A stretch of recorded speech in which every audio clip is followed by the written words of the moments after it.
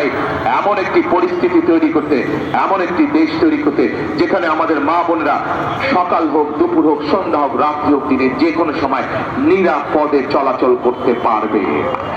আমরা চাই এমন একটি নিশ্চিন্তে নিরাপদে চলাচল করতে পারবে। আমরা চাই আমাদের তরুণ যুবকরা, ভাইয়েরা, আমাদের মুরব্বীরা তারা ব্যবসা বাণিজ্য, চাকরি বাকরি যেটাই করুক, নিরাপদে নিশ্চিন্তে তারা ব্যবসা বাণিজ্য, চাকরি বাকরি করতে পারবে। আমরা চাই এমন একটি বাংলাদেশ তৈরি করতে যেই বাংলাদেশে এলাকাবাসী সহ সমগ্র ঢাকাবাসী, সমগ্র দেশের মানুষ নিশ্চিন্তে রাতের বেলায় তার ঘরে নিশ্চিন্তে ঘুমোতে পারবে।